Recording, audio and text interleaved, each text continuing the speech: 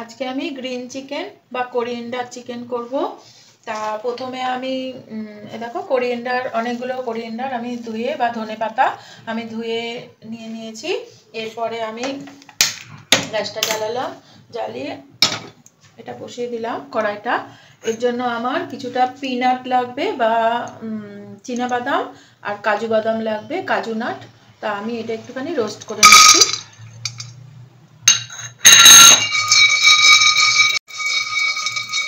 দেখো আমি পিনাটটা আর cashew নাটটা roast করে নিলাম হালকা করে। এরপরে আমি ঢেলে নিচ্ছি, একদম ঠান্ডা করতে হবে।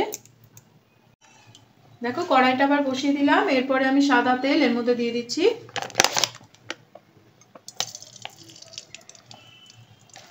এটা গরম হতেই থাক। তেলটা গরম হয়ে গেছে, আমি মাংসগুলো ছেড়ে দিচ্ছি ভাজার জন্য।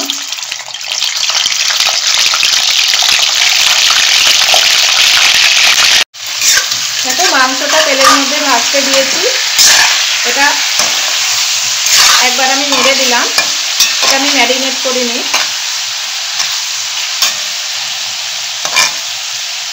এটা একটু ভাজা হতে হতে আমি এদিকে দেখো কোরিয়েন্ডার লিভগুলো নিয়ে নেব। আমি অনেক বেশি করে কোরিয়েন্ডার লিভ নিয়েছি। এরপরে মিক্সার গ্রাইন্ডারে আমি একটুখানি এগুলো কেটে কেটে নিয়ে নিই। এরপরে আমি দেখো রোস্টেড পিনাটটা আর ক্যাশু নাটটা নিয়ে নিলাম মিক্সিতে। গার্লিক ক্লোভটা নিয়ে নিয়েছি। আর মাংসের মধ্যে একটুখানি ঝাল বেশি হলে ভালো হয়, ওই জন্য আমি একটুখানি বেশি করেই লঙ্কা গ্রিন চিলি নিয়ে নিয়েছি। এটা যেহেতু গ্রিন চিকেন হবে ওই জন্য আমি গ্রিন চিলি নিলাম।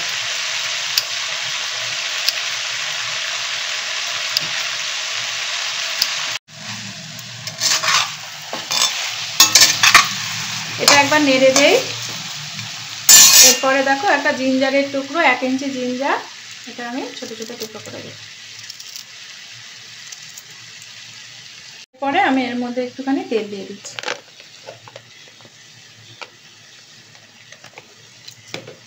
আমি এটা মিক্সার গ্রাইন্ডারে পেস্ট করে আনি। আমি যেটা পেস্ট করতে নিয়ে গেছিলাম সেটা সুন্দরভাবে পেস্ট হয়ে গেছে।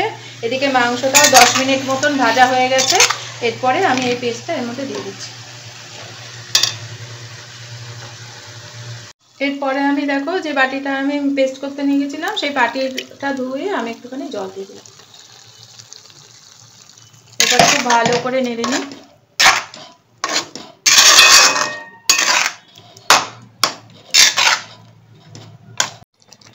এতক্ষণ এর মধ্যে কোনো নুন দেইনি, আমি একটুখানি বেশি করে নুন দিয়ে দিলাম যতটা লাগবে।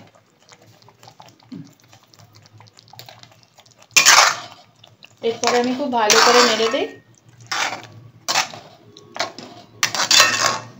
এরপরে আমি 15 মিনিটের জন্য ঢাকা দিয়ে দিই এটা রান্না হওয়ার জন্য। আমরা আবার ফিরে এলাম, দেখো কতটা হয়েছে। পুরো তেল উঠে গেছে মাংসটায়। এরপরে আমি লেবুটা কেটে নিই।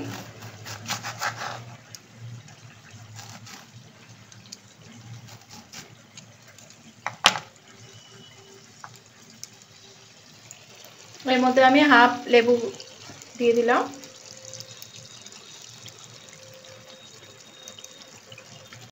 এরপরে আমি একটু দই নিয়ে নিলাম।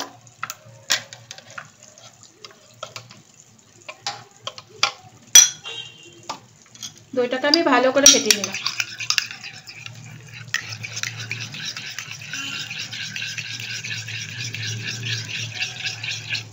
ভালো করে ফেটিয়ে আমি এই মাংসটার মধ্যে দিয়ে দিই।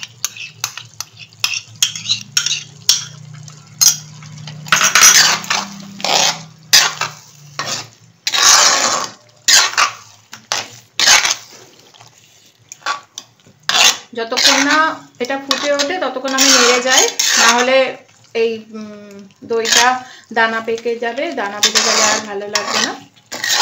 ওই জন্য আমি নেড়ে যাচ্ছি। ফুটে গেলে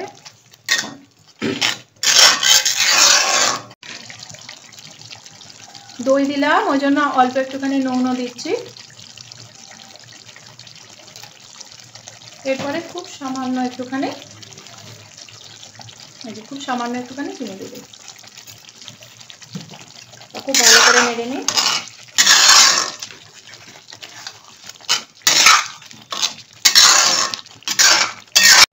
দেখো আমার গ্রিন চিকেনটা হয়ে গেছে, আমি টেস্ট করেছিলাম, সব ঠিকঠাক আছে, তেলও উঠে গেছে। এরপরে আমি গার্নিশের জন্য আমি 2-3টে কাঁচা লঙ্কা চিটে চিটে দিচ্ছি।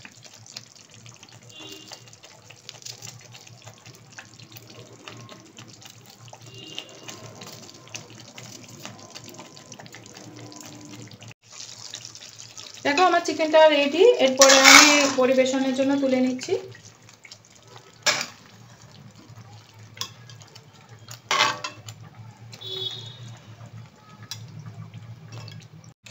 দেখো আমার গ্রিন চিকেনটা রেডি। তোমাদের রেসিপিটা কীরকম লাগলো? যদি ভালো লাগে অবশ্যই সাবস্ক্রাইব করবে, লাইক করবে, কমেন্ট করবে। আর আরও ভালো লাগলে তোমরাও করে খাবে। আমার তো ভীষণ ভালো লেগেছে। তাহলে আবার পরের এপিসোডে দেখা হবে। বাই।